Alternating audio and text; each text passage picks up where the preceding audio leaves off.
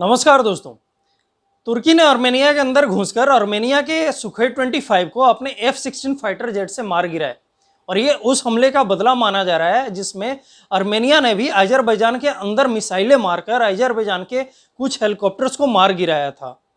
वर्षों से इजराइल और अरब कंट्रीज के बीच में जो मिडिल ईस्ट में तनाव बना हुआ था, अब वो तनाव धीरे धीरे शिफ्ट होता दिख रहा है।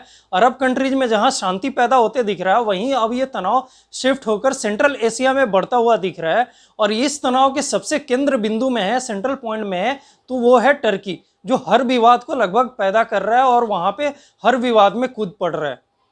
आखिर पूरा मामला है क्या और भारत किसके साथ है, जानेंगे इस वीडियो में। तो जुड़े रहिए मेरे चैनल के साथ और मेरे चैनल को एक बार सब्सक्राइब जरूर कर दीजिए।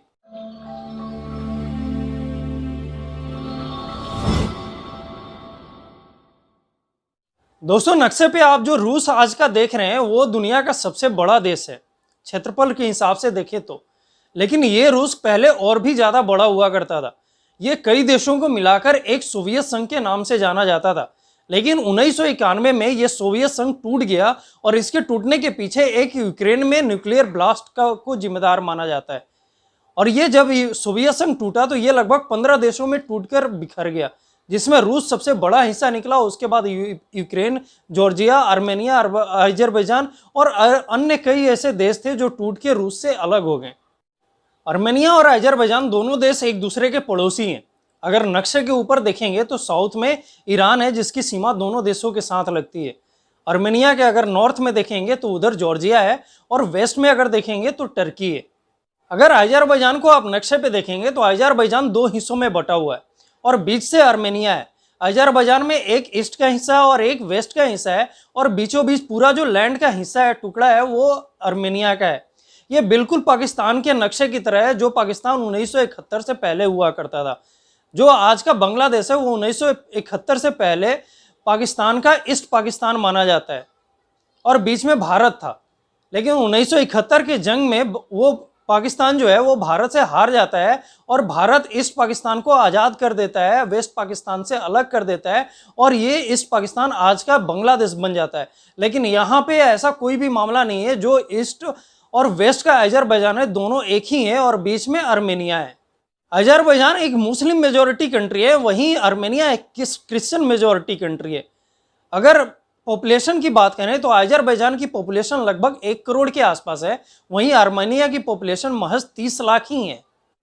और इन दोनों देशों के बीच जो विवाद चल रहा है उसके पीछे एक छोटा सा जमीन का टुकड़ा है जिसको नागोर्नो कराबाख के नाम से जाना जाता है। आर्मेनिया कहता है नागोर्नो कराबाख उसका है, वहीं अजरबैजान कहता है नागोर्नो कराबाख उसका है। ये बिल्कुल भारत पाकिस्तान के बीच जो कश्मीर को लेकर विवाद चल रहा है उसी की तरह भी है। इन दोनों देशों के विवाद के पीछे कई बार जंग भी हो चुका है और इन सब जंग का कीमत नागोर्नो कराबाख के अंदर रह रहे लोगों को भुगतना पड़ता है। नागोर्नो कराबाख के अंदर अभी तक अगर देखें तो 1991 से लेकर आज तक करीब 30,000 से ज्यादा लोगों की मौत हो चुकी है। वो सभी लोग बेकसूर है। 1988 में रूस का जो प्रेसिडेंट थे जोसेफ स्टालिन, उन्होंने यूएसएसआर को लगभग टूटता हुआ देखकर उन्होंने नागोर्नो कराबाख को अजरबैजान को सौंप दिया था।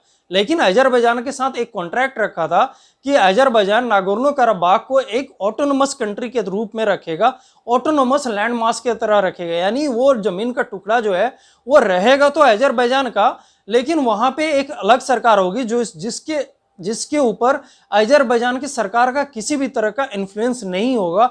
ये बिल्कुल तिब्बत की सरकार की तरह है। जैसे तिब्बत एक चीन का ऑटोनोमस हिस्सा है, वहां पे सरकार तो अलग होती है लेकिन वो चीन के अंदर ही काम करती है। इस नागोर्नो कराबाख की पॉपुलेशन की बात करें तो यहाँ पे लगभग 55% क्रिश्चियन है और 45% मुस्लिम रहते हैं। यानी अगर देखें तो यहाँ पे एक मिक्स्ड पॉपुलेशन मेजोरिटी रहती है। विवाद तब शुरू हुआ जब नागोर्नो कराबाख की जो गवर्नमेंट थी 1990 में एक प्रपोजल ले आई कि वो अजरबैजान के साथ न रह के वो आर्मेनिया के साथ रहना चाहते हैं। इसके बाद इस प्रस्ताव को देखते हुए अजरबैजान ने नागोर्नो कराबाख का जो ऑटोनोमस दर्जा था वो वापस ले लिया और उसे पूर्ण रूप से अपने अंदर मिला लिया। इसके बाद 1990 में आर्मेनिया और अजरबैजान के बीच एक भयंकर युद्ध हुआ और लाखों लोग इस युद्ध में मारे गए। दोनों देशों के बीच में जो रिसेंट विवाद है वो तब शुरू हुआ जब टर्की ने अजरबैजान को सपोर्ट करते हुए आर्मेनिया के खिलाफ उकसाना शुरू कर दिया और टर्की ने अजरबैजान को मिलिट्री सपोर्ट देना शुरू कर दिया। इस सपोर्ट को देखते हुए अजरबैजान ने अपने बॉर्डर्स पे आर्मेनिया के खिलाफ अपने हथियार को इकट्ठा करना शुरू कर दिया। इससे अपना खतरा देखते हुए आर्मेनिया ने पहले ही इस खतरे को भांप लिया और उसने कई मिसाइलें अजरबैजान में दाग दी और इससे अजरबैजान को बहुत ज़्यादा लॉस हुआ और उसके कई हेलीकॉप्टर्स और फाइटर जेट्स मार दिए गए और इसमें अभी तक देखें तो 50 लोगों की मौत भी हो चुकी है। इस घटना के बाद टर्की ने खुलकर अजरबैजान का सपोर्ट किया और इसी सपोर्ट का नतीजा है कि कल टर्की ने आर्मेनिया के अंदर घुस के रूस के सुखोई 25 एयरक्राफ्ट को मार गिराया और उस एयरक्राफ्ट में पायलट से ही 2 लोग थे जो जिनकी मौके पर ही मौत हो गई। वहीं अगर देखें तो ईरान और रसिया और कई ऐसे देश हैं जो अभी तक किसी भी के भी सपोर्ट में नहीं है और दोनों देशों को जंग रोकने की सलाह दे रहे हैं। भारत की अगर बात करें तो भारत ने अभी इसके ऊपर कोई भी अपना ओपिनियन नहीं दिया है। अब आप ये जरूर सोच रहे होंगे कि आखिर टर्की अजरबैजान का इतना सपोर्ट क्यों कर रहा है। तो इसके सपोर्ट के पीछे 2 कारण है। पहला कारण ये कि टर्की हमेशा एक मुस्लिम कट्टरपंथ को बढ़ावा दे रहा है और अजरबैजान भी एक मुस्लिम मेजॉरिटी कंट्री है।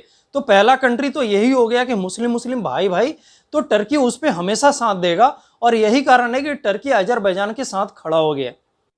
और दूसरा कारण ये है कि जब ऑटोमन अंपायर हुआ करता था तो इस ऑटोमन अंपायर का जो सेंट्रल पॉइंट था वो टर्की था। तो ऑटोमन टर्क्स के लोगों ने आर्मेनिया के अंदर घुसकर आर्मेनिया में काफ़ी ज़्यादा नरसंहार किए थे। ऐसा माना जाता है कि लगभग 15 लाख आर्मेनियंस को मार दिया गया था, उन्हें काट दिया गया था।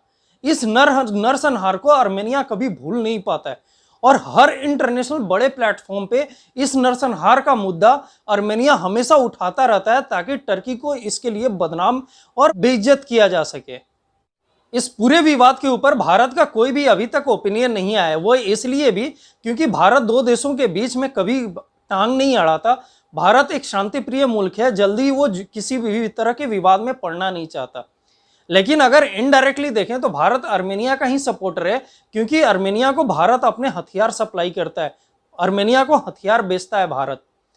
दूसरा कारण ये भी है कि जब 2019 में टर्की के राष्ट्रपति एर्डोगन ने पाकिस्तान का साथ देते हुए जब कश्मीर का मुद्दा यूनाइटेड नेशन जनरल असेंबली में उठाया था, तब भारत के प्रधानमंत्री नरेंद्र मोदी ने भी तुर्की के राष्ट्रपति को सबक सिखाने के लिए उन्होंने आर्मेनिया के प्रधानमंत्री को उस यूनाइटेड नेशन के जनरल असेंबली में बुला लिया था और वहाँ पे उन्होंने आर्मेनिया के प्रधानमंत्री को भरोसा दिया था कि आर्मेनिया के अंदर जो जेनोसाइड किया गया है ऑटोमन टर्क्स द्वारा वो उसके खिलाफ हैं और आर्मेनिया का वो हमेशा सपोर्ट करते रहेंगे।